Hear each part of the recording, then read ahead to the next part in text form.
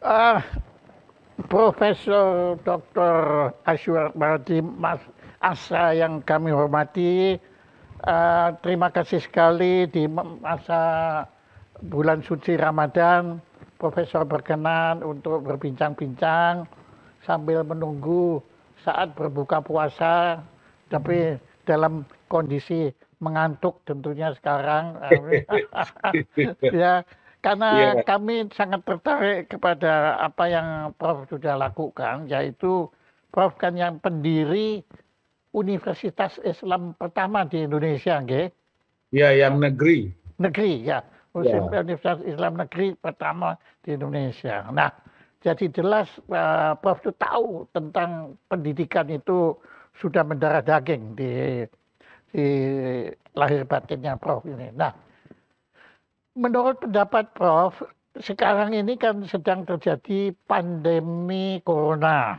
iya, Nah, apa yang Prof perhatikan terjadi pada pendidikan nasional? Karena kan pandemi corona ini kan sangat mempengaruhi, memperubah peradaban umat manusia termasuk Indonesia sehingga pendidikan pun terdampak. Monggo, silakan Prof. Bagaimana sebetulnya kondisi pendidikan nasional di masa pandemi?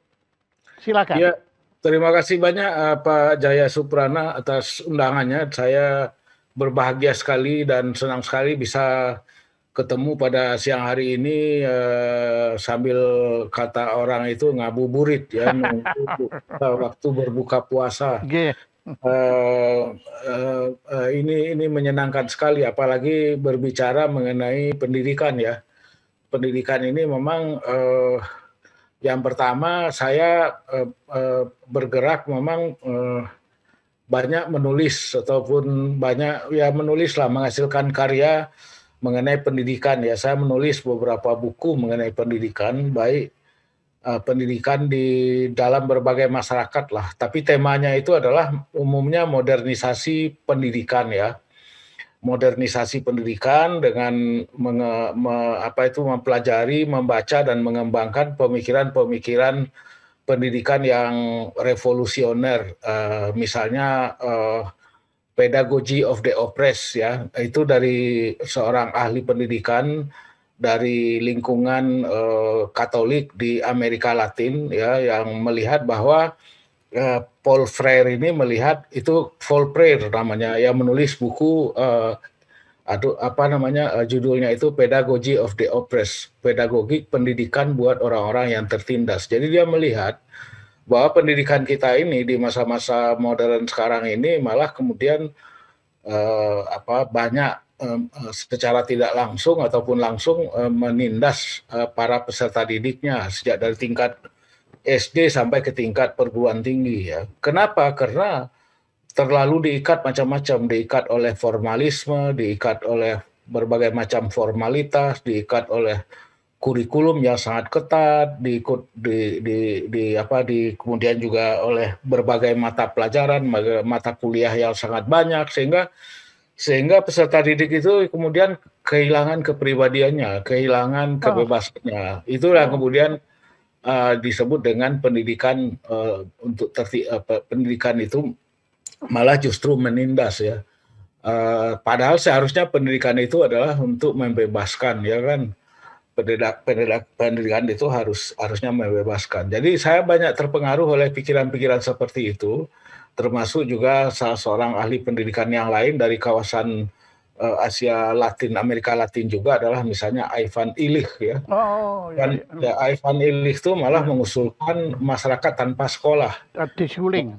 Deschooling ya, Ya. deschooling society ya, masyarakat yang tanpa sekolah, karena sekolah itu justru membelenggu, membuat peserta didik itu terpisah dari masyarakatnya ya. Jadi yang seperti itu. Nah, yang kedua, selain saya banyak membaca dan menulis mengenai pemikiran-pemikiran baru dalam bidang pendidikan, saya juga memang eh, praktisi dalam bidang pendidikan ya. Saya bergerak dalam bidang pendidikan itu 16 tahun ini Pak Jaya. Yang Oh, pertama saya 2 tahun sebagai wakil rektor ya di di lembaga saya itu. Institut Agama Islam Negeri Syarif Hidayatullah Jakarta, kemudian 8 tahun 2 periode menjadi rektor, dan kemudian 8 tahun lagi sebagai direktur sekolah pascasarjana ya. Nah, jadi memang semula saya bergerak di sebuah lembaga pendidikan tinggi negeri yang cakupan keilmuannya itu adalah terutama hanya bidang ilmu-ilmu agama, dalam hal ini ilmu-ilmu agama Islam. Jadi itu aja yang dipelajari ya. Ini semacam sekolah, ataupun kalau di dalam tradisi Katolik disebut sebagai sekolah tinggi filsafat ya, karena yang dipelajari itu terutama adalah filsafat yang berkembang di lingkungan para pemikir gereja, para pastor dan sebagainya. Kalau di lingkungan Protestan atau Kristen itu disebut sebagai sekolah tinggi teologi. Jadi banyak mempelajari teologi Kristen dengan berbagai macam tokohnya dan seterusnya itu. Nah, jadi ruang lingkupnya terbatas ya. Nah, saya berpikir bahwa mengingat tantangan-tantangan yang kita hadapi, tantangan negara bangsa yang kita hadapi, negara bangsa Indonesia ini banyak sekali, maka kemudian tidak cukup lagi dengan satu disiplin ilmu, satu rumpun ilmu yang terbatas itu. Para mahasiswa kita harus dibukakan perspektifnya, apalagi di dalam bidang ilmu agama ya, dalam katakanlah mempelajari agama ya. Tidak, kalau agama itu hanya dipelajari dari satu perspektif, maka kemudian ini akan membuat perspektifnya itu menjadi sangat terbatas. Dan oleh karena itu kita perlu membukakan perspektifnya, membukakan horizon intelektualnya. Dan untuk membuka horizon intelektualnya ini, maka kemudian itu lembaga yang tadinya institut harus dikembangkan, harus diubah menjadi universitas. Karena dengan universitas itulah semua ilmu bisa dipelajari, ya kan? Tidak hanya ilmu agama, tapi juga ilmu humaniora yang lain, ilmu sosial, dan bahkan juga ilmu-ilmu eksakta, ilmu-ilmu alam, semua dipelajari. Jadi saya menyebutnya adalah bahwa perubahan dari institut menjadi universitas ini adalah upaya pengarus utamaan ya, pendidikan Islam. Jadi supaya para mahasiswanya itu terbuka akal pikirannya, tidak hanya terkungkung pada doktrin-doktrin keagamaan, tapi juga melihat bagaimana agama itu berkembang di dalam kehidupan sosial. Harus dilihat secara sosiologis, harus dilihat secara antropologis, dan juga bagaimana dia berkembang sebagai gejala historis misalnya. Nah, ini tidak lain harus didekati secara multidisipliner, interdisipliner, supaya mahasiswa-mahasiswa kita ini terbuka akal pikirannya, akal budinya,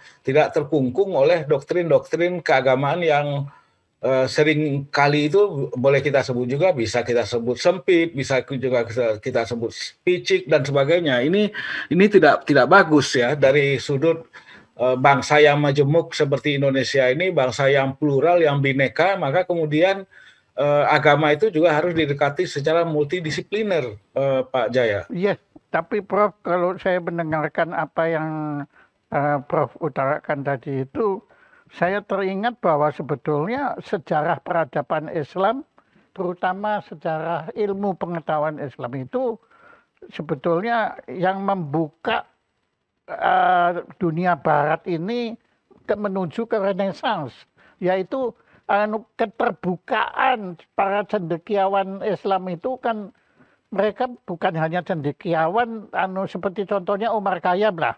Umar Khayyam bukan hanya cuma sastrawan, tapi dia juga matematikawan, dia juga kosmolog alam semesta, juga fisikawan ya, dan juga negarawan, politik, semua.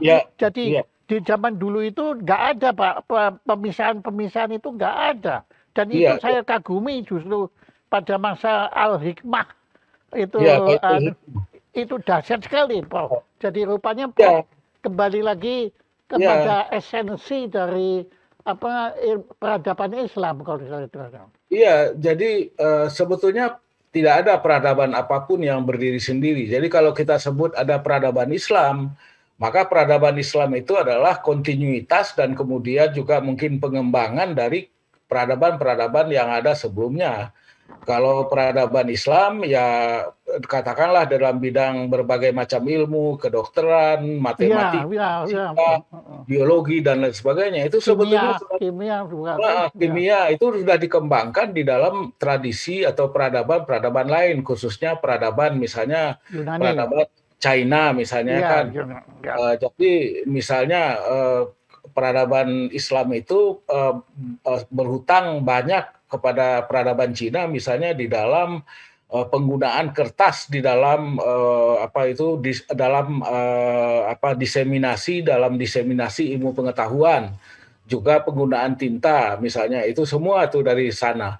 Kemudian dalam bidang matematika misalnya itu dari India, banyak Oke. dari India ya. Betul. Dan tetapi ditambahi oleh ilmuwan Muslim dengan angka nol ya. Jadi angka yang kita pakai sekarang Ya, ini kan angka angka Arab ini, tapi tambah dengan nol. Karena kalau angka sebelumnya Romawi itu tidak ada nol, nggak Pak ada, ini. nggak ada. Ya, nggak ada nol. Jadi kita susah mengkali, menambah dan sebagainya. Jadi kalau kata seorang ahli ilmu pengetahuan di dalam masa-masa seperti itu yang bernama Profesor Syed Hussein Nasr, sebetulnya peradaban Islam itu hanya melengkapi, menambahi dan kemudian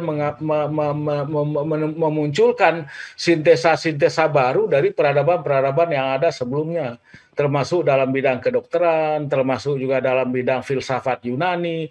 Karena filsafat Yunani itu memang kemudian diterjemahkan pertama ke dalam bahasa Eropa, bahasa Arab, dari bahasa Arab, bahasa Persia diterjemahkan ke dalam bahasa Eropa, bahasa Latin, sehingga eh, kalau tidak misalnya ada penerjemahan pada waktu itu, mungkin kita nggak mengenal itu filsafat Yunani Iya, sekarang, iya. termasuk juga kedokteran. Loh ya, Kedokteran itu misalnya yang lama dipakai karyanya itu adalah Ibnu Sina. iya. Ibnu Sina Ibn, ini, iya, ya, Ibn ya, Sina. Ya. Ibnu Sina ini seorang filosof, seorang ahli hukum, tapi juga ahli kedokteran. Dia menulis sebuah buku namanya Al-Qanun fit Tib. Itu bahasa Arabnya, Kanon in Medicine. Jadi ketentuan-ketentuan, peraturan-peraturan, prinsip-prinsip di dalam kedokteran. Nah, ini yang kemudian dibawa ke Eropa sehingga kemudian mendorong dan dipakai dalam pengajaran kedokteran, dan itu kemudian mendorong terjadinya riset-riset dan kemudian juga pengembangan ilmu kedokteran. Ya. Nah, kalau dalam bidang filsafat, ya itu mendorong misalnya dari melalui Santo Agustinus dan lain sebagainya, sehingga kemudian pada gilirannya mendorong apa yang tadi sudah Pak Jaya sebut sebagai Renaissance atau Aufklärung ya, pencerahan, pembukaan pemikiran yang pada gilirannya mendorong terjadinya Renaissance dan revolusi industri, Yes. sehingga dengan urutan-urutan sekuens perkembangan seperti itu, maka kemudian UNESCO beberapa tahun yang lalu, sekitar 10 atau 15 tahun yang lalu, menyatakan bahwa semuanya peradaban modern kita sekarang ini itu bersumber dari tradisi tiga agama, yaitu Judeo, Kristen, dan Islamo civilization. Jadi peradaban yang bersumber dari tradisi Yahudi, Kristianitas, dan Islam. Karena apa? Karena saling terkait, terjadi proses transmisi, transfer dari satu tradisi keagamaan ke tradisi keagamaan lain, dan kemudian mendorong terjadinya itu tadi, Aufklärung itu, Renaissance di Eropa. Yes. Gitu. Tapi saya sambil mendengarkan ucapan dari Prof, saya masih terkagum-kagum melihat latar belakang Prof itu, di belakang itu. Oh, yang di belakang saya ini Iya. adalah kaligrafi yang dibikin di Demak. Ya di Jepara. Jadi ini lukisan Jepara yang sangat halus, yang terdiri dari pinggir-pinggirnya itu Asmaul Husna. Asmaul Husna itu adalah 99 nama Tuhan, nama Allah.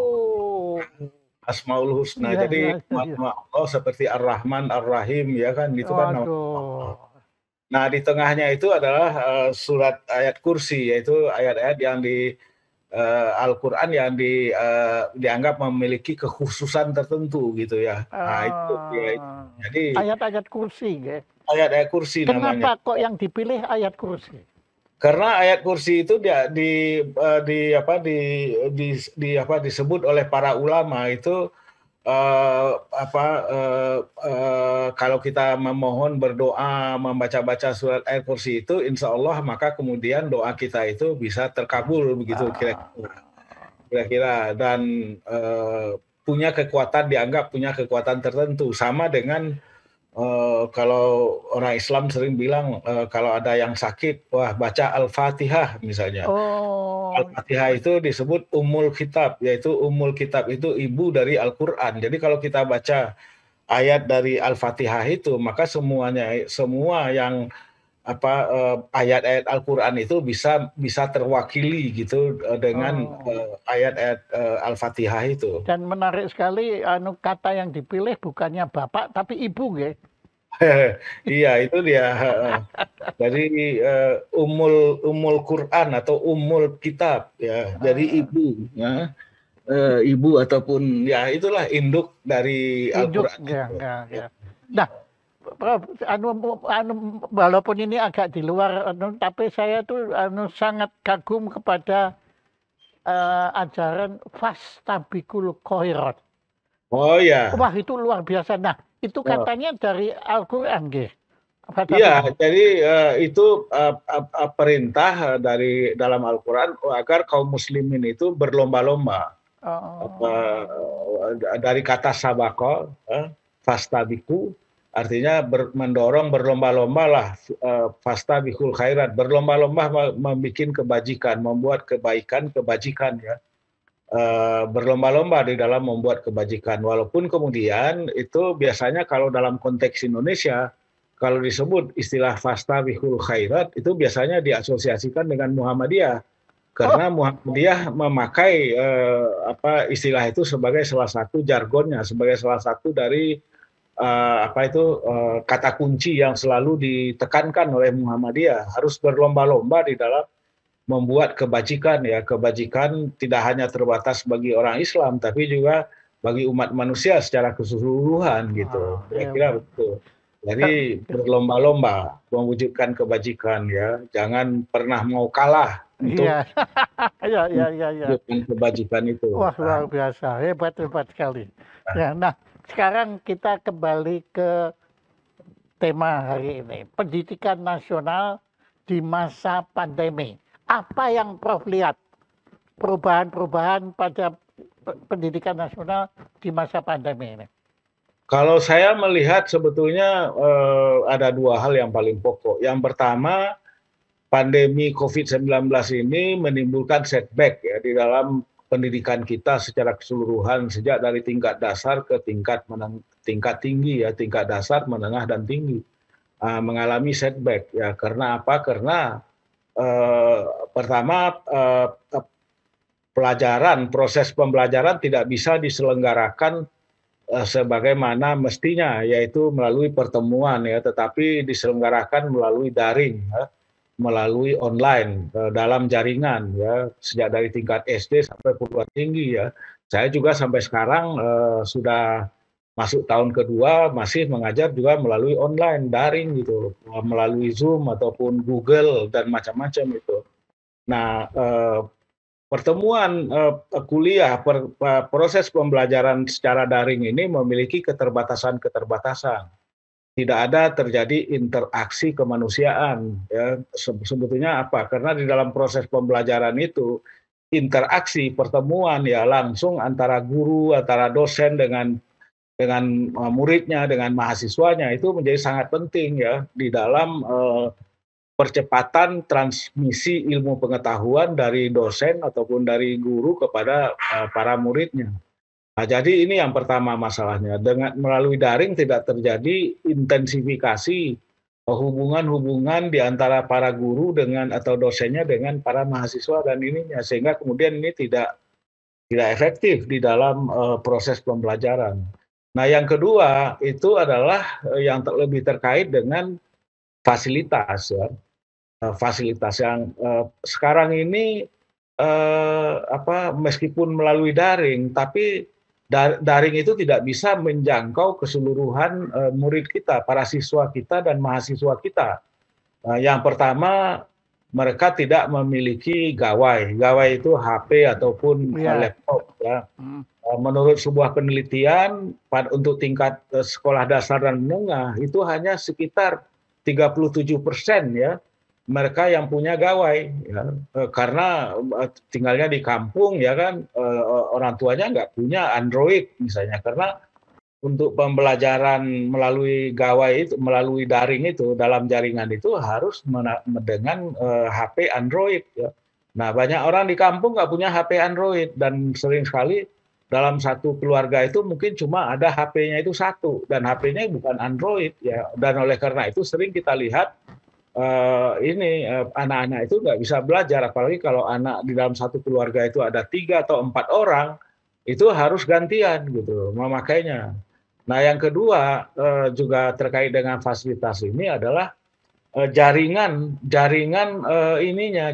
sinyal untuk WiFi itu.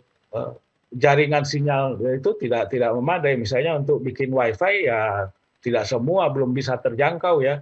Apalagi di daerah-daerah yang jauh, yang terpencil ya, dari katakanlah dari kampung yang besar, kampung misalnya kecamatan atau itu ya di pinggir pantai di atas gunung misalnya, nggak bisa kejangkau itu, sehingga kemudian ya nggak bisa mereka mengikuti, sehingga sering juga kita lihat anak-anak itu pergi ke pinggir jalan ya, di pinggir jalan di bukit ya, di situ mereka mungkin ada sinyal sedikit-sedikit ya untuk bisa mengikuti pelajaran. Jadi inilah yang kemudian membuat pembelajaran itu tidak efektif ya, karena apa? Karena memang tidak didukung oleh ada fasilitas yang memadai, tidak didukung misalnya oleh gawai, tidak didukung oleh laptop yang ada yang memadai, juga tidak didukung oleh oleh penyediaan itu WiFi ataupun jaringan telekomunikasi yang memadai. Nah, saya sebetulnya udah lama, udah sejak tahun lalu pada awal bulan April tahun lalu itu menghimbau agar masyarakat Indonesia menggalang dana bersama-sama ya untuk bisa menyediakan gawai, menyediakan HP atau laptop bagi mereka. Dan juga saya menghimbau kepada pemerintah-pemerintah yang ada di tingkat kecamatan agar membangun pusat-pusat pembelajaran. WiFi yang ada WiFi-nya, misalnya mungkin di balai desa atau di kelurahan, itu dibikin gitu. Tapi nggak jalan itu, Pak. Kelihatannya apa yang kita harapkan itu hanya nggak masuk gitu ya, nggak masuk. Ya mungkin mereka dengar, tapi kemudian tidak membuat mereka tergerak ya, misalnya untuk membangun fasilitas WiFi misalnya di kelurahan atau di kantor PKK atau di mana saja ya, di mana anak-anak itu bisa belajar dengan mematuhi protokol kesehatan, misalnya ya mungkin gantian belajarnya ya, jaraknya agak jauh-jauh misalnya, kan bisa sebetulnya, itu soal-soal teknis, tapi nggak jalan. Maka kemudian saya mengkritik juga ke Menteri Pendidikan dan Kebudayaan, yang saya bilang kalau di dalam bidang-bidang lain, misalnya katakanlah UMKM, usaha-usaha mikro, kecil dan menengah, itu ada dana darurat ya, dana darurat, contingency fund ya untuk membantu mereka. Tapi untuk pendidikan itu tidak ada contingency fund, tidak ada dana darurat misalnya untuk mengatasi tadi itu, mengatasi misalnya ketersediaan gawai, ketersediaan pulsa, karena kalaupun ada jaringan, tapi kalau nggak ada pulsanya ya nggak bisa juga ya kan. Kan pulsa harus dibayar ya kan, harus dibeli. Ya, jadi ini juga jadi masalah. Makanya kemudian saya melihat tadi seperti saya katakan ada dalam dua hal masalah pokok itu. Yang pertama keterbatasan fasilitas, dan yang kedua itu adalah masalah yang keduanya tidak ada langkah-langkah afirmatif, langkah-langkah cepat dari pemegang kebijakan pendidikan kita, pendidikan nasional kita, untuk melakukan langkah-langkah darurat yang saya sebut sebagai contingency action, contingency program, agar anak-anak kita ini ya tidak terlantar ataupun tidak terlalu ketinggalan lah di dalam proses pendidikan. Kalau sekarang ketinggalan, jangankan tingkat dasar dan menengah, tingkat perguruan tinggi aja nih saya, apalagi pasca, mahasiswa saya pasca itu, pasca sarjana ada S2, S3, itu aja mereka kedodoran, Nah, kedodoran apalagi tingkat SD, ya iya, kan, lebih kedodoran lagi. Jadi ini yang jadi masalah gitu. iya. Ya, Prof, saya sangat terkesan dan saya justru merasa di sana sebetulnya sukma Pancasila, yaitu keadilan sosial untuk seluruh rakyat Indonesia.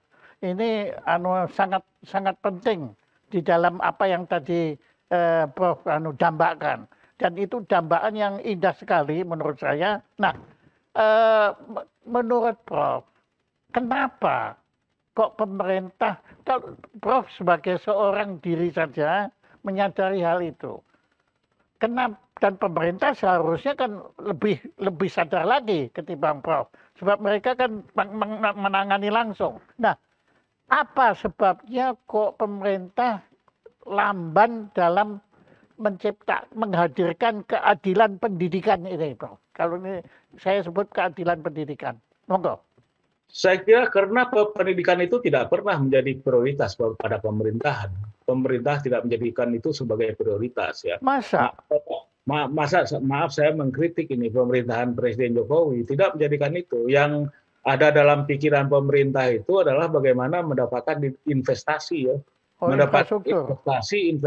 investasi. Oh, Dalam konteks itu, dalam konteks mempercepat investasi itu yang lebih diprioritaskan itu yang ada dalam pikirannya itu adalah penyiapan infrastruktur.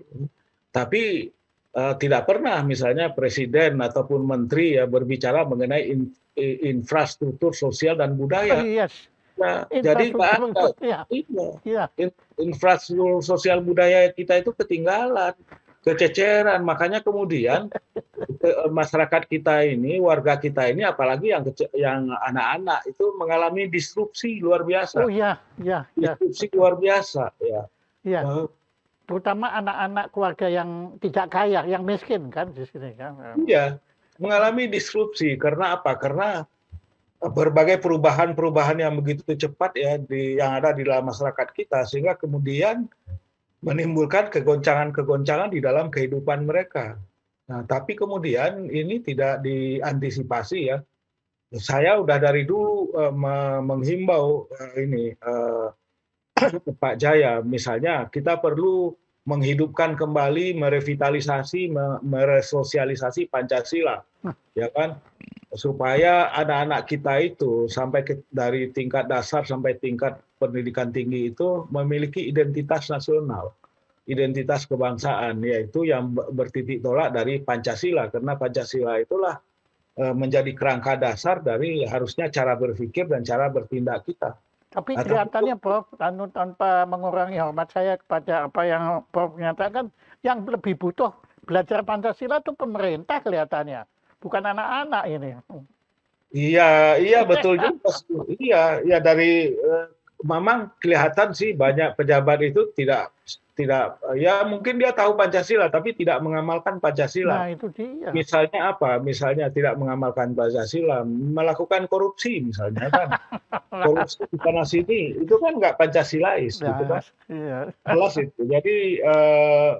Jadi ini ironi-ironi yang tercipta dalam masyarakat kita ini Pak Jaya. Jadi menurut saya kita harus melakukan resosialisasi, tentu mencakup seluruh lapisan masyarakat termasuk para pejabat ya kan, pejabat-pejabat publik, anggota-anggota DPR yang baru dilantik gitu. Dan bahkan juga saya beranggapan kalau misalnya negeri kita ini masih diganggu oleh aksi-aksi kekerasan, aksi-aksi terorisme, karena terpengaruh oleh paham-paham radikal dari luar, maka kemudian seluruh lapisan masyarakat kita ini harus dipahamkan mengenai Pancasila, harus dipahamkan mengenai Bhinneka Tunggal Ika yang menjadi komitmen, menjadi faktor pemersatu kehidupan bangsa kita yang sangat majemuk dan plural ini. Nah, cuma nggak pernah dilakukan itu. Misalnya saya meminta kepada Kemendikbud supaya melakukan workshop lokakarya mengenai kebangsaan misalnya, di mana di situ ada soal Pancasila, soal NKRI, soal Bhinneka Tunggal Ika, tetapi tidak diselenggarakan. Akibatnya apa? Akibatnya dalam berbagai penelitian sangat cukup tinggi persentase para guru dan dosen yang nggak paham Pancasila. Ya, mereka kemudian ikut pada paham-paham yang aneh-aneh, ya kan? Aneh-aneh itu misalnya negara Islam ataupun kekhalifahan, misalnya yang begitu-begitu itu, yang aneh-aneh itu. Karena itu tadi, karena mereka tidak pernah dipahamkan dengan benar mengenai NKRI, mengenai Pancasila, mengenai Bhinneka Tunggal Ika, mengenai Undang-Undang Dasar 1945, ya itu. Jadi inilah yang saya kira juga mendesak sebetulnya dilakukan. Nah, itulah yang saya sebut dengan tadi itu, Pak Jaya. Kita tidak melakukan penguatan infrastruktur sosial budaya Iya, kita. iya, Itu setuju, ya, setuju, setuju. infrastruktur sosial budaya Yes, dan kebangsaan kita itu nggak dibangun gitu, iya, iya, iya, seolah iya. itu bisa tumbuh sendiri, nggak Iya. bisa. Heeh. Padahal kan lagu Indonesia kalah, bangunlah jiwaku, bangunlah ragaku, Ya, kan? Yang memang dibangun harus. cuma raga aja kan. Iya, Nah, Prof, iya. kalau Ah, saya dengar itu kan Prof sebetulnya kan sudah semua ini kan sudah meresap ke darah daging, Prof. iya. Andai kata Prof sekarang diangkat menjadi Menteri Pendidikan dan Kebudayaan, apa yang Prof pertama lakukan? Ya, if I were appointed, If, ya.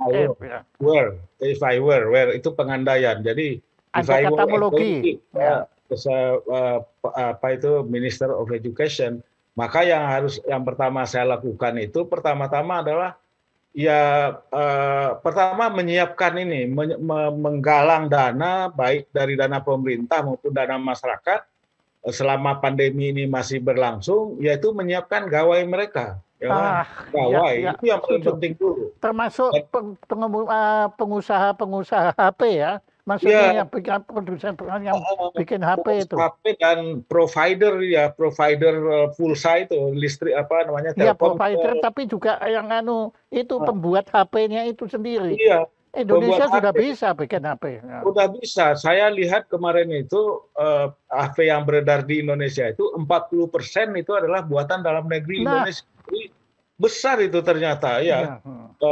Indonesia itu manufaktur dalam bidang HP itu cukup banyak. 40% untuk penduduk yang 270 juta itu kan banyak tuh. Iya. Gitu dengan macam-macam merek itu Indonesia. Jadi kalau saya lihat itu bangga juga saya gitu sebagai orang Indonesia bahwa ternyata kemudian kita ini bisa juga bikin HP ya kan, HP-nya itu diekspor juga ke luar negeri ya kan. Nah, iya.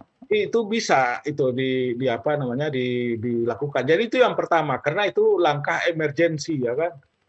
Kalau yang kedua dalam rangka mendukung itu maka kemudian harus ada mobilisasi guru ya, Oh, mobilisasi guru untuk mendatangi kelompok-kelompok belajar murid ini.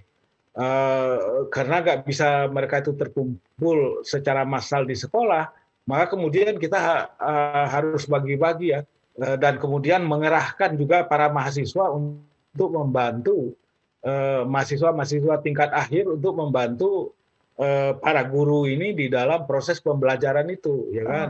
contohnya, Itu bisa contoh dikombinasikan dengan teknisnya bagaimana, Prof? Contoh teknisnya. tekniknya itu kalau di perguruan tinggi ada namanya yang program itu KKN. KKN itu kuliah kerja nyata.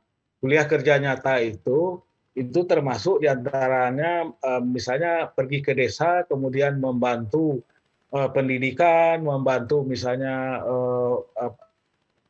pengembangan masyarakat dan macam-macam. Itu sudah ada. Bisa dilakukan itu Tapi kan, program seperti itu ya, itu berlangsung 3 bulan ya kan. tapi di masa pandemi kan susah, Prof. Ya, jadi itu bisa dilakukan. Di masa pandemi. Ya kalau ya maksud saya itu dengan menjalankan bisa Pak Jaya. Misalnya di satu desa itu katakanlah kita kirim mahasiswa 10 atau 20 orang ya kan. Setiap orang itu memegang misalnya 5 murid, 5 siswa atau pelajar gitu, 5, 10 tapi dengan mengikuti protokol mengenai jarak, mengenai cuci tangan, cuci ya. itu sangat bisa dilakukan ya kan.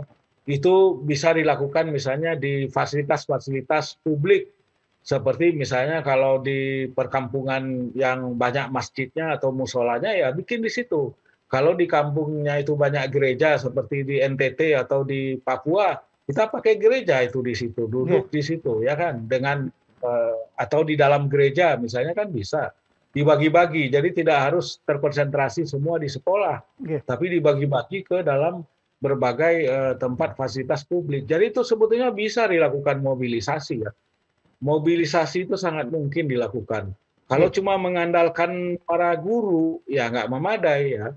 Nah selain itu kita juga bisa mobilisasi dana filantropi dari masyarakat ya. Nggih. Indonesia ini kan 2018-2019 itu tercatat sebagai nomor satu di dalam World Charity Index. Iya, Jadi betul. Iya, negara yang paling dermawan ya kan, iya, paling dermawan. Jadi kalau kita himbau mereka memberikan donasi untuk pembelajaran, membantu anak-anak kita sekolah belajar misalnya di desa-desa. Ini ada mahasiswa yang harus kita kirim, harus kita sediakan misalnya mungkin untuk kebutuhan dasarnya makan minumnya misalnya. Saya kira masyarakat kita mau, sangat iya, mau iya, itu iya. memberikan Setuju. bantuan. Nah, cuma selama ini itu tidak dilakukan, itu aja masalahnya. Iya, kalau Jadi if begitu, I were, iya. Tapi begini, kalau begitu saya berhenti bermain andai katamologi lagi, tapi kenyataan begini, kan kan ada sudah badan pemulihan atau komite pemulihan ekonomi, sudah ya, ada.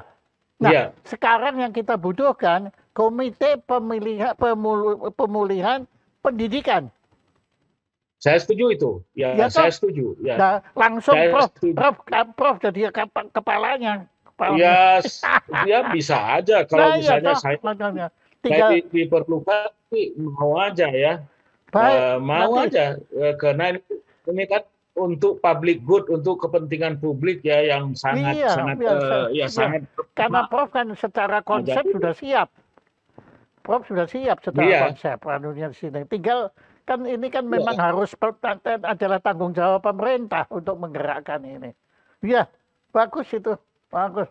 iya iya sih, ini memang tanggung jawab pemerintah, tapi kan sepanjang sejarah Indonesia kalau kita bicara pendidikan maka sebetulnya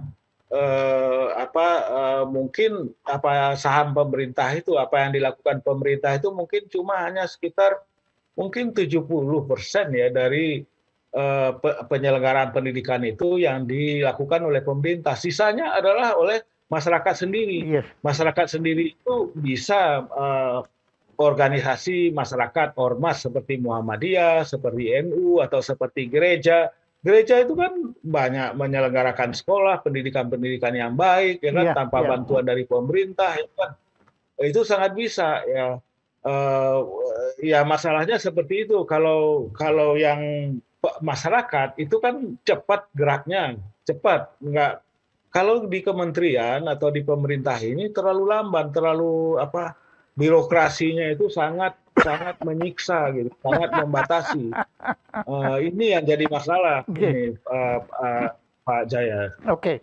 Prof, kalau bicara pendidikan nasional kan ini saya pribadi, saya ingat kepada tokoh pahlawan nasional kita yaitu Ki Hajar Dewantoro. Nah, Hmm. saya ingin tahu pendapat Prof tentang peran Ki Hajar Dewantoro dalam pendidikan nasional. Eh, Kalau dalam konteks sekarang, saya kira pertama ya Ki Hajar Dewantoro itu kan sudah lama ya, tapi banyak sekali konsep-konsepnya itu ya masih sangat relevan dan bahkan harus direvitalisasi. Misalnya tentu yang pertama itu adalah bahwa proses pendidikan itu eh, adalah dalam rangka transfer ilmu pengetahuan ya, pengetahuan. Jadi melalui itu guru-guru menyampaikan ilmu pengetahuan ya kepada murid-muridnya. Tapi tidak hanya menyampaikan ilmu pengetahuan, tapi guru ini juga harus menjadi tutwuri handayani, menjadi contoh teladan ya kan. Contoh teladan baik tidak hanya di dalam keilmuannya, pengetahuannya, tapi juga kepribadiannya. Nah, ini yang saya kira sangat relevan sekarang ini. Karena apa? Masyarakat kita itu seperti yang tadi saya katakan, mengalami kegoncangan. Anak-anak muda, anak-anak remaja kita mengalami kegoncangan. Karena apa? Karena kecenderungan para guru kita itu adalah lebih terikat pada formalisasi ya, formalisasi di dalam proses pendidikan. Oh, Para guru itu sekarang ini lebih sibuk Pak Jaya dalam penyiapan pelajaran. Jadi bikin persiapan ini, persiapan itu, sehingga kemudian kepengasuhannya, oh, pemberian keteladanannya kepada murid itu, kepada peserta didik itu hampir sama sekali terabaikan gitu, waduh, terabaikan. ya, ya, ya, Itu ya. yang kita lihat. Apalagi ditambah dengan eh, apa ya birokratisasi dalam bidang pendidikan. Misalnya guru-guru dan juga dosen-dosen itu harus membuat laporan, ya kan, terus-menerus bikin laporan. Akibatnya apa?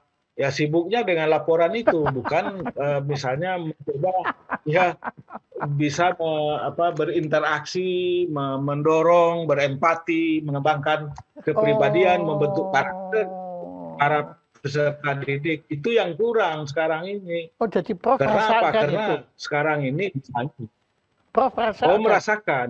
Sekarang ini merasakan misalnya guru-guru dan dosen itu akan mendapat tunjangan sertifikasi, ya kan? Jadi kalau dia tidak mendapatkan tunjangan sertifikasi, maka gajinya sangat rendah, hanya gaji pokok saja, ya nggak cukup. Dan oleh karena itu, maka kemudian guru ini dan dosen harus mengupayakan dari setiap semester itu mendapatkan sertifikasi. Kalau nggak dapat sertifikasi, maka kemudian tunjangannya di stop, ya Waduh, kan? waduh. Akibatnya apa? Akibatnya guru dan dosen ini hanya sibuk dengan upaya mendapatkan sertifikasi itu gitu, sehingga kemudian interaksinya dengan para penuntut ilmu, para pelajar, mahasiswa itu menjadi sangat kurang. Nah, Itu yang oke, terjadi. Prof melihat hal itu. Nah, bagaimana memperbaikinya? Memperbaikinya ini, Ya, memperbaiki saya kira yang pertama kalau menurut saya pendidikan kita ini harus dibebaskan. oh, Saya pernah menulis di Kompas, ya pendidikan kita ini sudah terjajah, sudah dijajah oleh Kementerian Pendidikan dan Kebudayaan itu Kemendikbud. Dijajahnya bagaimana? Dengan jaring birokrasi. Jaring-jaring birokrasi itu. Para dosen dan guru itu harus bikin ini, harus bikin itu, mempersiapkan hal-hal yang bersifat teknis. Nah, kalau nggak disiapkan, maka kemudian tidak mendapatkan tunjangan, tidak mendapatkan insentif macam-macam. Sehingga kemudian para guru dan dosen lebih sibuk dengan hal-hal yang seperti itu, ya kan? Sehingga kemudian tidak terjadi terobosan-terobosan di dalam pendidikan. Kalau Pak Jaya lihat sekarang ini, misalnya dalam keadaan masyarakat kita seperti sekarang ini, hampir tidak ada dosen yang bisa bersikap kritis, misalnya yang berani bersikap kritis, misalnya terhadap perkembangan kehidupan sosial politik kita yang tidak selalu menguntungkan, termasuk juga bidang ekonomi. Karena apa? Karena para dosen ini sudah terbelenggu ada dalam ketakutan-ketakutan ya wah, menghadapi kekuasaan politik. Itu terjadi waduh. Pak Jaya. Para dosen itu takut sekarang ya tidak berani berpikir kritis ya. Karena kalau berpikir kritis mereka bisa mendapatkan kesulitan Pak, kesulitan di kampus, kesulitan di mana-mana gitu, seperti itu. Nah, jadi oleh karena itu menurut saya pertama-tama pendidikan ini harus dibebaskan, ya kan? Pendidikan ini harus dibebaskan. Guru-guru, dosen-dosen tidak harus memberikan laporan ini, laporan itu setiap waktu. Yang paling penting itu mereka itu bisa berinteraksi, bisa mendidik, bisa membentuk karakter para siswanya. Itu yang paling penting. Itu yang paling penting. Apakah itu sekarang terjadi di universitas yang Bapak pimpin sekarang? Iya, kata orang sih ya begitu juga, mengalami hal seperti itu juga. mengalami, karena ini gejala yang umum di Indonesia, kebijakan seperti itu. Jadi Sekarang ini jadi ini yang tadi misalnya Prof saja awal sebut sebagai penindasan ini, betul ya? Penindasan ini. iya, tapi iya penindasan. Sekarang ini saya kira harus bisa meminjam pedagogy of the oppressed, di oppressed-nya Paul Freire, yaitu mengubah praktek pendidikan kita, praktek pendidikan yang membebaskan, bukan lagi praktek pendidikan yang menindas. Kalau sekarang ini menindas dalam berbagai segi, misalnya dari sudut birokratisasi itu menindas. Kalau dari sudut substansi pendidikan juga menindas. Karena apa? Karena kurikulum kita itu sangat berat, Pak Jaya. Jadi kalau saya melepas anak saya pagi-pagi ke sekolah atau cucu saya ke sekolah, itu yang tasnya itu sangat berat. Karena apa? Karena setiap hari itu mungkin dia harus belajar 6 atau 8 mata pelajaran. Bayangkan itu. Jadi menurut saya kurikulum kita ini harus dirombak, disederhanakan. Jadi setiap semester itu atau setiap hari itu murid paling banyak itu belajar cukup tiga mata pelajaran saja. Sehingga ada kebebasan bagi mereka untuk mengembangkan pikirannya, mengembangkan imajinasinya gitu. Nah, begitu juga di pendidikan tinggi. Di pendidikan tinggi anak-anak kita itu sekarang semester 1 2 itu mengambil mata kuliah sampai 11 mata kuliah, 11 12 mata kuliah ya per semester. Bayangkan aja itu. Menurut saya itu tidak realistis ya. Jadi itu harus dipangkas habis-habisan sehingga satu semester itu cukup 4 saja mata kuliah, 4 mata kuliah saja, ya kan, dengan SKS yang lebih banyak. Misalnya kalau sekarang mungkin SKS satu mata kuliah itu 2 atau 3, kita bikin SKS-nya itu minimal 4, 6 gitu. Jadi nggak usah banyak-banyak mata kuliah, nggak usah banyak-banyak. Jadi apa? Filsafatnya itu, filsafat pendidikan kita itu sudah ketinggalan zaman, Pak Jaya. Filsafat pendidikan kita itu sampai sekarang masih filsafat pendidikan tabula rasa. Tabula rasa itu bahwa peserta didik kita itu ibarat kertas putih, ya, tidak tahu apa-apa. Karena tidak tahu apa-apa, maka harus diisi, harus dijejali dengan berbagai pengetahuan, berbagai ilmu. Nah itu sebetulnya nggak perlu lagi. Sekarang ini anak-anak nggak perlu kita ajari. Dia udah punya gaya, ilmu apa saja ada di dalam genggaman mereka, ada dalam genggaman mereka. Jadi nggak perlu lagi apa? Saya itu aneh, Pak. Misalnya IPS ya, anak saya itu malah yang nggak masuk akal. Misalnya dalam IPS itu disuruh menghafalkan nomor bus kota antara Ciputat sampai Blok M. Itu untuk apa? Yang begitu itu, ya kan? Yang begitu-begitu. Jadi menurut saya kalau banyak hal tidak perlu dipelajari di sekolah, cari sendiri, ya kan? Kembangkan sendiri. Guru itu hanya tugasnya memberikan bimbingan, bukan lagi sebagai pemilik ilmu. Seperti zaman dulu, ya kan? Karena apa? Karena sekarang ini sudah terjadi demokratisasi sumber-sumber pengetahuan. Iya, di mana ada. Sudah terjadi demokratisasi. Jadi menurut saya sering menyebutnya kurikulum kita itu harus turun mesin. Jadi kurikulumnya harus dirombak, disederhanakan, betul-betul disederhanakan. Tiap semester cukup 3 atau 4 mata kuliah saja, atau 3-4 mata pelajaran saja untuk tingkat SD dan tingkat sekolah dasar dan menengah. Nah kalau begitu, maka kemudian anak-anak kita itu lebih bisa mengembangkan kepribadiannya, mengembangkan budi pekertinya, ya kan? Tidak lagi kalau pelajarannya terlalu banyak, maka otaknya itu menjadi butek. Kalau istilah orang Jakarta itu butek. Maka kemudian kerjanya itu ya merundung teman-temannya, atau kemudian tawuran dia karena pusing, karena terlalu berat bebannya. Itu yang saya maksud. Oke, bagaimana, ada pertanyaan-pertanyaan siapa? Nggak ada. Wah, rupanya yang Prof utarakan itu menjadi khotbah, karena buktinya nggak ada yang tanya, mereka sudah menyerah. Oh iya benar itu.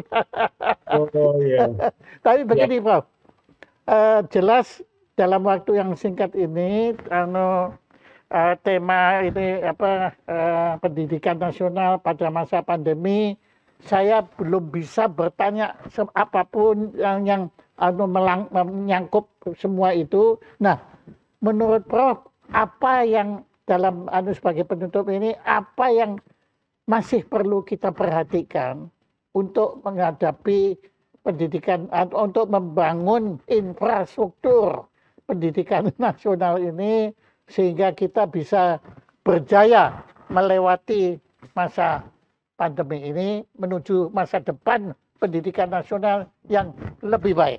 Silakan. Ya, saya kira Pak Jaya, saya kira pemerintah dan juga masyarakat harus memobilisasi segala sumber finansial, segala sumber daya untuk mengatasi masalah yang kita hadapi, mengatasi setback ya, kemunduran yang terjadi dalam proses pendidikan kita selama 1 tahun terakhir ini. Saya tidak melihat ada upaya-upaya mobilisasi itu ya. Sebetulnya bisa dilakukan mobilisasi. Ini kan sekarang ini kita sedang menghadapi terancam oleh gelombang ketiga COVID-19. Kita lihat di beberapa tempat, misalnya tidak pernah sebelumnya, sekarang sudah dalam beberapa waktu ini, beberapa hari ini, sepekan terakhir ini di India misalnya, tiap hari itu orang terinfeksi itu hampir 300.000, ya kan? Nggak pernah sebelumnya. Bukan berarti Indonesia bisa aman dari itu. Ya. Nah, oleh karena itu kita harus mengantisipasi itu agar anak-anak kita ini tidak mengalami kerugian yang lebih besar di dalam bidang pendidikannya. Nah, caranya bagaimana? Ya harus kita mobilisasi sumber daya manusia. Ya. Anak-anak tadi yang saya usulkan itu mahasiswa semester akhir kita kerahkan rame-rame, gitu ya. Jangan bicara dulu lah soal ibu kota negara baru, lupakan aja itu dulu. Yang penting nih anak-anak harus kita selamatkan. Janganlah. Kalau kita punya dana, jangan dipakai dana itu untuk bikin misalnya membangun gedung dulu di ibu kota negara, ya yang baru itu. Coba dulu kasih misalnya bikin di sebuah desa itu mungkin tidak ada receiver atau PTS yang tinggi. Itu dulu dibangun.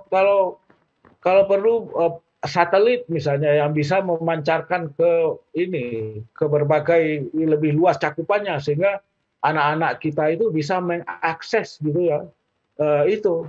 Nah ini yang harus dilakukan. Jadi sekali lagi pembangunan infrastruktur pendidikan sosial ini kan budaya ini yang kita butuhkan. Ya, betul ya.